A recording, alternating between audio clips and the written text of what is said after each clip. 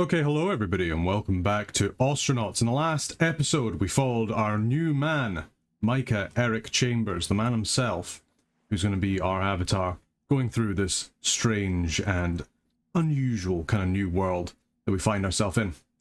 What's the plan for today? Well, I think today we're going to go out and we're probably going to try and attempt our first salvaging mission. We've got our basic ship here, which we can't see all of because we're currently at dock. But if you kind of believe me, we've got some sort of radiators up the side here. We've got our 2 thrusters either side and 2 additional thrusters at the back there. We've got limited, but still pretty decent life support. We've got oxygen that comes in here. We've got ourselves our coolers. We've got ourselves a heater. We've got our own battery as well. Battery which should hopefully last for a little bit of time. Let's have a little look here and see what we can see on the control panel. So we've got about 2 hours, well, more like 3 until we're depleted, but that's just through passive running. We're going to use a little bit more than that as things go on. Okay, so what can we do? Well, let's also, before we go out, let's just double check how much O2 we have. So we've got a singular can of O2 that's currently getting pumped in here. Let's have a little look. Looks like we've got about nearly 500 kilograms. Well, not quite, a bit over 400 kilograms of oxygen. That should do us perfectly well. We have got our own pressurized place. It's heated. It's got its own cooling. We should be absolutely fine. We've got our transponder as well. Transponders are very much required. Here we can see the name of our ship, which is the Nothing, the Nothing Personal Kid, or Personnel Kid.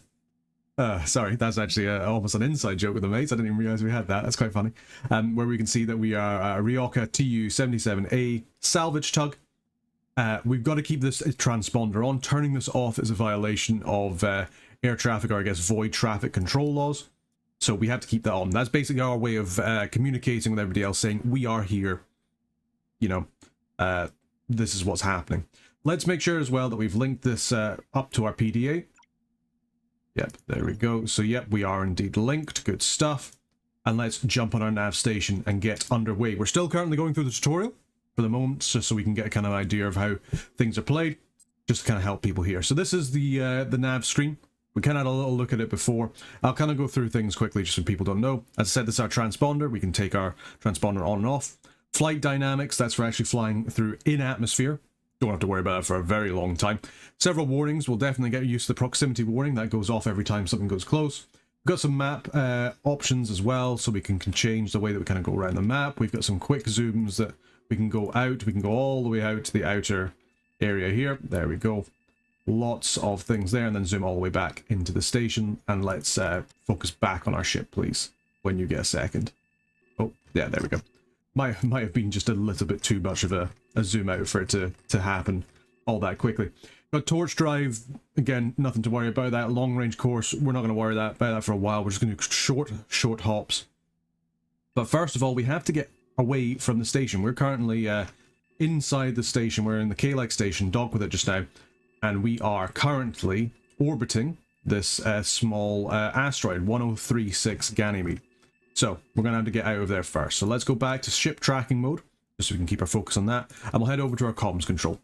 From here, we can see that we're currently docked in with the station itself. So we'll need to hail our current ship, or the current stations are the OKLG, and we're going to have to ask them for undocking clearances. So we'll wait for them to come back. So this is Mike's Foxtrot, Mike Juliet Whiskey, ready for departure, and off we go. We hit the clamps button, and we'll ever so slightly start to drift back. We can see there we have a slight relative velocity difference, so the range is getting more and more every second that goes by. Okay, so we're undocked, we're floating in space. Let's head back to the nav controls. And now we're going to have some basic flight navigation. So here we are. We want to target the K-like station. Perfect. And now this is how we do our sort of spaceship controls. Spaceship controls are fairly realistic in terms of sort of like the relativistic velocity. So for example, if I press, right now it wants me to press E to make our ship go clockwise. So if I press E, as long as I'm not on map controls, that's a bit funny. If I press E, you can see that our ship begins to rotate. Our ship's going to continue to rotate until, well, until another force goes against it. Now you can see here that we have our several different kind of things. So we've got this big red line that's basically saying, hey, you're going to end up going this way because we've currently got an orbit going around Ganymede itself. However, it's a very, very slow orbit because there's not much gravitational pull on the planet. There's a little bit, but not enough. So we're not currently in an orbit. Now the game wants us to counteract this this velocity. So now we're spinning the other way, and if we press and hold R, we will stop spinning, and that will make us so that we're completely well, no longer moving. Anyway, now it wants us to go and head toward, or bear towards OKLG, which is a bearing of 360 or 0 degrees if you think of like a compass. So we're going to make sure that we're kind of bearing right up there, and you can see as we kind of pass that 360 mark, we then get to a bridge heading of 0.28, and that's slowly going up as we're kind of moving around. It's currently orbiting around the asteroid itself. Now what it wants us to do is start to break away from the station, which we'll do. So we'll hit the reverse thrusters, and we'll hit the down arrow or the S arrow, or we could also use these controls here, and we're going to start boosting away, and you can see that relative velocity starting to go up. So we're now moving away from the station at 212 meters per second, and we're actually getting a pretty big of a schmooze on. Maybe a little bit too much, so we're going to bring down our relative velocity to under 10 meters per second. This is just part of the tutorial to make sure that we kind of understand how to run our ship. Not a problem there. We'll calibrate our right thrust, so we're going to go to the right. So this is going to change not only our relative velocity, but our velocity cross, which is like how much we're moving on a sort of like X-plane in comparison to the actual target that we have. And then we'll kind of bring that down by thrusting to the left until we bring that underneath that. We still are moving to the right, but not quite as much as we were before, which is good. Okay, so now we're going to zoom out, and we want to go ahead and click on one of these things here. So this is an abandoned ship within the boneyard. So how are we going to dock with that? Well, we're going to have to do kind of the reverse of how we did our undocking procedures. First of all, let's align our ship. So we bring our bridge all the way around to 0 degrees. Don't worry about that proximity alarm. That just means we're within 5k. Now, you could say that's a bad thing, and maybe it slightly is. What we're going to do is we're going to knock down our RCS. We're going to get rid of our cross velocity. We're also going to clear this alarm, so it's not going to annoy us anymore. We're currently approaching it fairly quickly, but not too bad. We're going to initiate an unresponsive docking procedure. So here we are. This is the docking screen here. Currently, we are pretty well lined up on the bridge, as we can see. We're going to make sure that we got everything together. Looking good, looking good. Currently heading towards here at a rate of 84 meters per second. Maybe a little bit fast, but as we kind of get a bit closer, once we get under about a kilometer, I like to kind of bring it down to around about 50 meters per second. Just means that you can usually dock with things anywhere between about 200 meters to about 100. This just gives you a lot of time to kind of get there, because I mean, the seconds you save, if you ding up your ship, that'd be bad. There we go. Get the clamps on. Boom. Pretty quick entry, but we're there. And the clamps on your docking ring engage, and your hull resonates like a struck gong.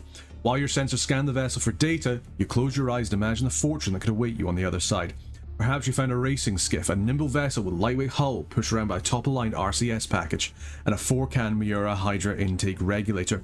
Or maybe you've stumbled upon a multi-cabin pleasure yacht, an elite catamaran complete with a full bar and corridors adorned with yards of crimson and cream Van Hummel interiors. Or maybe it's just a dead freighter, a decades-old testudo hauler, packed with trash and sporting a giant hole where the reactor used to be. This is a junkyard after all. We're just going to see if we can get lucky. So, let's confirm and head on out. Now, whatever it is, we've got access to it now. And a bit of time before AOSX security goons harass you. If you're a salvager, maybe you'll smash and grab rare parts to fence back at OKLG. Cut out whatever you can quickly for a buck, or, with a license, trade a bit of profit for less pressure and more resale reliability. If you're a mechanic, you can fix it up and make it fly. Derelicts go for a discount at the shipbroker, and any sweat equity you put into it after you buy it is yours to keep. You can even resell it when you're done for a tidy profit. Or, if you're an outlaw, we could always just steal it. Sometimes it can feel pretty good to stay one step ahead of Ayatowa's corporate security goons, if you're willing to give up docking at patrolled ports, sorry. So, now we do have a slight issue in that we are currently salvaging slightly illegally, but if we work fast, that shouldn't be a problem. There's nowhere in here just now for us to hold any of our stuff. So what we're going to do is we're actually going to come and we're going to, over here by our nav station, I'm going to dump the knife. Hopefully we won't need to use it. There is combat in this game, so we do have to be a little bit aware. But we're going to kind of dump a lot of our stuff just kind of over here. We don't need it for the moment, and I'd rather have the additional kind of space for picking stuff up. So we're going to come over here, turn on our light, clip on our helmet. We're now ready to go out into space. We're going to have a quick look at our roster and make sure that we're giving ourselves permission to open airlocks. This is the crew roster thing. You can get other crewmates in the game. Given that we are in a one room kind of tug, I don't think we really need anybody else to come to help us. But we could always buy a chair and somebody come along with us as well. But we'd have to feed them and we have to worry about them there. So let's head on out. So we are now in space, as you can see. Through this door here is very obviously we're out. But it doesn't seem like we're actually exposed to vacuum. If we have a little look here, there's a small amount of pressure in here. Nowhere near as much as there was in our other area. But, in fact, no, actually it's 101 kPa, so it's almost pretty good atmospherics. Ah! And what is this? So this is a salvage pass. So this is one of the passes that we would need in order to sell our salvage on the OKLG. So the fact that we've actually managed to got it is pretty good, and it's actually valid up until 16:08 today. So for another couple of hours, we have access to salvage. So let's make sure that we pick that up. We'll pop that in our pocket and maybe try and not forget about that. Aye, pop that in our wee pouch there. What are we looking at otherwise? So we've got a wall here. We've got, a rack. Perfect. Let's have a little look in here. What have we found? Nothing in this rack, but this rack's going to be very useful. We can use that to increase our storage. Also seems like we've got a battery over here as well. And we've also got conduit there. Let's pick that up. And probably what we can do is we can install that onto here. Now I realize that it's not happy with us in terms of the tutorial because we didn't actually do the max speed because things were going a little bit fast. But no matter, we're just going to keep on going. And in fact, we might even just say, hey, go away tutorial for just now. I think we're quite happy with what we've done, and I think we've been pretty I've tried to explain things as we kind of gone through.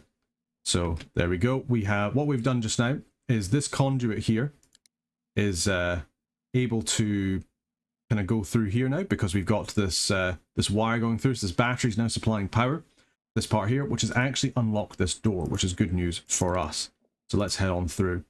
Now, this will cause a slight bit of depressurization from this room here. You can see a little bit of the gases going through, but it does allow us to get out into space. Now, out in space, we have to be a little bit careful. We can move about fairly okay. This isn't like Space Station 13 or something like that, where you're just going to get stuck if you're left out in space. But we have also managed to find ourselves a crowbar, and we've got a message. Lucy Cortez reaches out to us, seeking romantic matchmaking help. Come find me when you have the spare time. Lucy Cortez. Okay, we'll need to have a wee speak about that. It's probably one of our people that we've met before. Sounds good. Let's have a little look around here and see what else we can see. So there's another door up here. Now we could pry this door open because we've now got this crowbar. Let's give that a little try. So it's going to take us a little bit of effort. There we go. Yep. And a rush of gas escapes the bridge as you force the door open. Okay. Yeah, so there was a little bit of gas that came out. We've wasted a little bit there.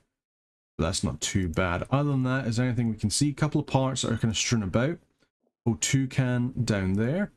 And what looks to be a little switch here. Let's toggle that on. Hopefully, I was kind of hoping that would put on some lights, but never mind.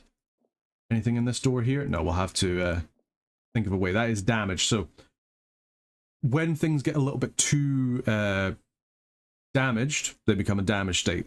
They're still there. You have to uninstall them, but you can't use them. They've been too bashed up. So we'll have to find some way to repair that if possible. What's here?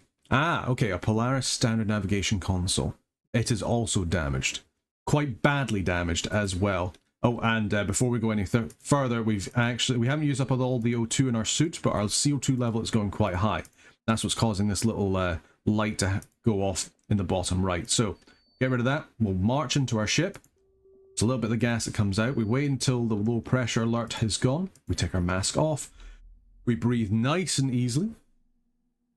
As now we're back on our ship with its perfect with its perfect atmosphere. And in fact, just out of curiosity, no, we do have some nitrogen. I wasn't sure if we would have any nitrogen gas on this capsule, just purely because it does require a double pump. And in fact, I don't really see anywhere where would be pumping in nitrogen, unless I'm just blind as a bat, because we have our singular pump up there, and that is that's pumping in the oxygen, unless that O2 can has...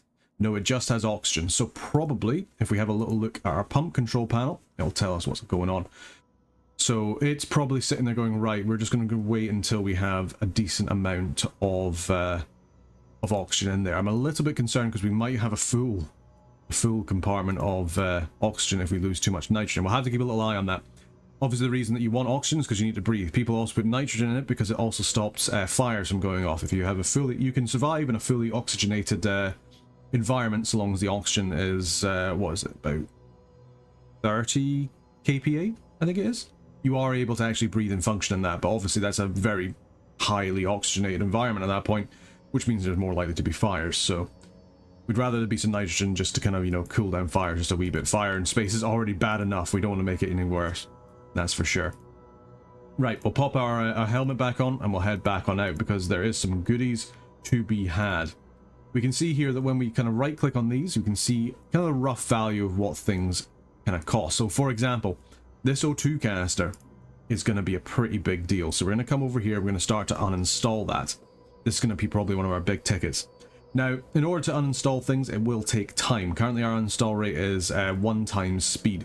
That's because we've only got basic kind of hand tools. We've got a screwdriver, we've got our hacksaw, a soldering iron, though we're not really going to be using that for just now. We do have our crowbar and our welder, but again, those aren't going to be very useful. We're basically using our hacksaw and our screwdriver to just try and hack this thing out as best we can. So this is going to take us quite some time or do so. The longer this kind of takes, the more this goes down. And there we go. Once that bottom bar goes all the way down, that's us finished. We can now pick this up and drag this pretty heavy canister of O2 back to our ship. Thank goodness we're in microgravity just now. That's all I'm saying. Otherwise, you might struggle to move this 500 kilograms, that's for sure. There we are. Getting through the airlock and getting in here. Now, how do we want to put it? Probably pop our oxygen can just kind of like down here on the ground, just next to the door. This looks like a really nice place for a bin. And while we're here, we're going to just quickly take off our suit, helmet, take a quick breath, and come back in. You'll notice as well that kind of as we're kind of like working and we're moving around, especially now, you can see that our temperature continuously goes up. That's okay, that's to be expected. We're currently in a an environment where all of the sort of the heat that's coming off us via like our, you know, convection, conductivity and radiation are all being trapped within this suit. So things are going to get pretty hot pretty quickly. Nothing to really worry about. This nitrogen canister as well is going to give us a pretty penny, and I think out of everything, so there's a hull patch here, probably a good idea to grab that just in case we suffer any kind of damage. This nav station currently isn't worth very much, and it will take us quite a lot to repair. If we can repair it, will be worth a pretty penny. But as it is, gases are worth quite a lot. Nitrogen, carbon dioxide, not so much. Oxygen, very much worth it. Yeah, you can see here that we're currently working in this incredibly hot temperature. Even though the atmosphere we took in was completely fine, this suit has no environmental controls, no nothing like that. It's basically just us kind of sweating away, especially because we're working as well. We've got to remember that. As we're just trying to uninstall this can here and then lug it all the way back to the ship. So yeah, let's pick that up and we'll get that back. There we go. Okay.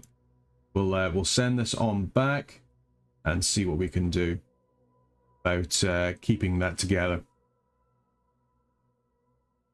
There we go. Okay, so we could always actually grab that pump as well and kind of, you know, jury rig it in here just so we have two, or so we have a nitrogen and an O2 in here. That could possibly also be a good idea. Let's quickly take off our helmet.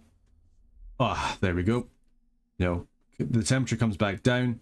We are still pretty warm, but it's like the gas that we're breathing in gets pretty hot the longer that we're in it. So go back once more into the breach for Micah. This is kind of what it's like to be a salvager. We're just having to kind of work our way, do what we can, and suffer through some not ideal working conditions, that's for sure. Yeah, we'll quickly uninstall this rack, and we can probably use that to help us with some of our storage woes if we bring it in. We can always reinstall that later on. Kind of want to get a little bit of a shift on because we only have a couple of hours on our on this survey, this stuff that we found. And there we go. So we can pop that down. I don't know where we're going to put that. Potentially put that over here, kind of like up against the seat. We'll certainly have a little think and kind of decide from there. Just every time we come in, pop the suit helmet off, give ourselves a couple seconds to breathe, pop it back on, reseal ourselves, back out we go. There we go. Another good thing would probably be actually, like, you know, wait for the doors to open up so we're not losing quite as much air. I don't know if that 100% works, but it probably does. Ah, there's something in there. A bin. Okay, so we definitely... Let's just try and uninstall this. This one should be a little bit quicker because we do have the crowbar, so we should hopefully be able to uninstall this a little bit quicker, which would be good. We can get this off. Doors will sell for a little bit. We can always take that back with us. It's a little beat up, but they'll still give us some money for it. What do we get for that? So we found a bin with another screwdriver. We can always sell that. And some jumper jack emergency cabling. Interesting. We'll grab that because that could come in handy. And you know what? We'll also pick up and grab this door. Just bring that with us. We got another CO2 warning. Just, you know, as we were uninstalling that door, it did take us a little bit of a while. There we go. Right. Pull that on through. Good stuff. And we'll store that in here. So where we're going to store that, I'm not entirely sure. I guess this bit here actually kind of fits perfectly. So we'll yeah, we'll kind of put you there for at least for just now, and let's get our mask off so we can breathe once again. Not that we have any issues with breathing, actually, because we have more than enough O2 in there, but we will start to slowly suffocate as the CO2 starts to rise up. Apology about that there, guys. The door just happened to go there. So yeah, as I was kind of saying, it's like a kind of horrible way where you feel like you can't breathe. Every intake of breath just feels like you're not actually getting any air into you, which is a horrible thing from what I've read, but never mind, we'll not think about that. I think what we'll instead will do is we'll continue to think about the salvage we are going to hopefully make. We are also feeling a little bit disconnected from others. This is just some random stuff that will kind of pop up, just to, like, you know, because we haven't really spoken to anybody. We don't know how long it's been since this guy's actually, like, you know, properly communicated with somebody. So far, it's only been like a little while, but, you know, he does like have the occasional bit of human interaction, I would imagine. So let's drop out this Kang regulator. I think we're doing pretty well here. We can probably take the majority of the stuff in this place, or at least hope so. I'm also thinking we probably grab this battery if at all possible. Potentially as the last thing, because then obviously that'll cut power to all of the doors here. And let's make sure as well that we uninstall this bin. There we go. Uninstall this bin. We'll install that when we can get a wee second. And that should be pretty good. Overall, I'm kind of happy with the kind of haul that we've got here. We've got some decent things for kind of storing things. We've got some additional kind of parts that we can kind of sell. Our CO2 is going pretty high. It's taking us a long time to get these things up, unfortunately. You know, we're having to kind of just fight against our lack of tools at the moment. But yeah, no matter. We'll come in here, pop our helmet off. Boom. There we go. Let's have another little check inside the compartment, see what we're dealing with. Yeah, not too bad. A little bit of carbon dioxide gas, but not too bad. The pressure is dropping quite considerably, but hopefully that won't be too much of a problem. I guess the other issue that you have as well is as you have the O2 percentage up and then no nitrogen, there's going to be, it'll take not as much time for the CO2 to become at too high a concentration as well. Something to think about. I can't remember much about my gasiness physics and how it interacts with the lungs and that, so it's been a very long time. Please don't judge me too much. The main thing is we're going to get this bin and we're going to package that up. We're probably going to install that on our way back. Yeah, you can see there, it's really taken us a long time. We're having a little bit of an issue when it comes to our timings, or at least being able to kind of hold our breath for long enough. So yeah, let's pop that off. Yeah, it looks pretty... We're not getting an atmospheric issue, or at least we're not getting an O2 issue. But it doesn't feel like this is particularly well oxygenated. And yeah, when you look at it, our gas pressure has gone down quite a lot. It's kind of 50-50 between oxygen and nitrogen at the moment. I guess it's because we don't have any nitrogen coming in.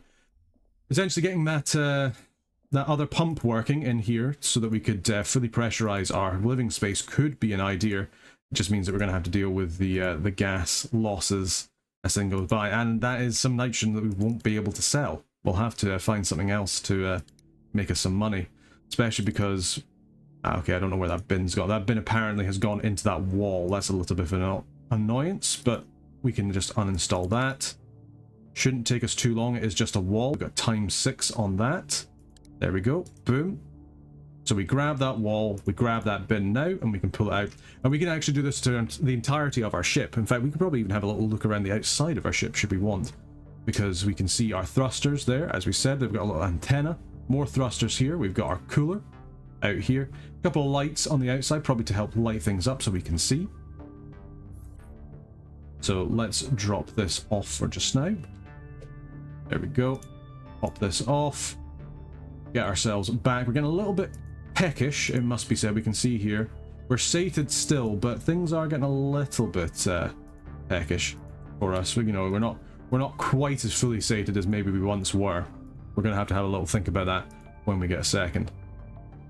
But yeah, so we can actually take out walls from here. We can pick them up. We could actually just de-wall the entirety of this place, but it would obviously take us a very long time to start with. And also, we only have a limited amount of time on our salvaging ticket, the one that we found. And I'd rather, if we can, just to make us enough money, I'd rather sell that if possible. Let's pick that up, and we'll bring that thruster back. While we're bringing this thruster back, the reason why I'm so wanting to do this so quickly is we actually owe $2,000 for our spaceship by the end of this shift, which is shifts are about 6 hours. So we kind of got to get a little bit of a shift on in order to kind of get that paid off. We're gonna have to do definitely some good work at the very least. Right, let's dump this down here. This is a thruster, so this will actually probably get us a decent amount of money. And while we're here, remember, always pop the helmet on and pop the helmet off. I think one of these bins or racks we're going to reuse for kind of like loose material. So far we haven't found much loose material, it must be said, but sort of like the small electronic parts that we found, we can actually use them to kind of repair things. So for example, this nav station is very, very damaged, but if we uninstall it, we can always repair it on our ship when we get the kind of parts. And it can always be quite a nice idea, if you can, to go into like big wrecks which have which are basically debris fields, and either collect the parts that you can or just use them to help repair up stuff that you might need to fix. I think we could I mean, we've got the CO2 high, we're okay for just now. I think we can push it just a little bit. Yeah, you can see there we're feeling a little bit flushed and unwell. That's starting to get hit by the CO2 being high. We're not getting as much oxygen. We'll drag this in quickly and hopefully we'll be okay. Come on, get on through. We'll get the doors open. Not much sound going on now because, as you can maybe tell, a lot of the atmosphere is gone. Yeah, there we go. Cool. Right, we're gonna have to do a little bit of floor Tetris here, I'm afraid. But that's alright. I'm sure we'll manage. If we pop our knife over here, we'll pop that there. And then that means we can drop this nav console right in front of our other one. Let's get this helmet off just while we are struggling. And we will see what we can do. So let's pop that on. Okay, apologies for that. Apparently I'm the most popular man in the world today, but nothing you can do about that. Yes, so we've managed to take away the nav station. We've got the door intakes and everything there.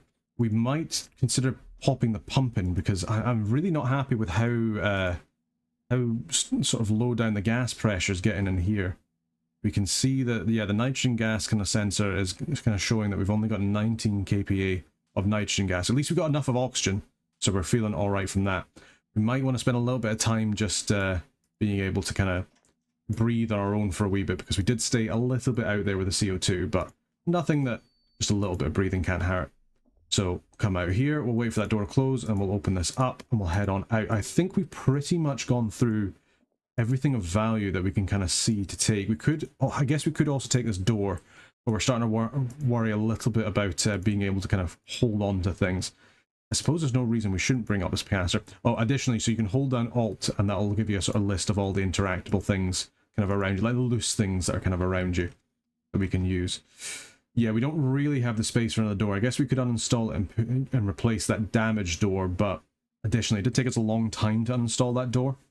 I think it's probably better off if we just we grab what we can, and then we get out of here and we sell what we can as well. Right, there we go. So this is an empty canister, so that'll at least get us some money. Let us pop off our mask and pop it back on, and we'll head on out. I want to try and grab this battery, but before we do, I want to make sure this door is opened up, because we're going to be uninstalling the only source of power from this this bit here. This might take us some time. We might have to go dive back in, but if we do, that's a-okay.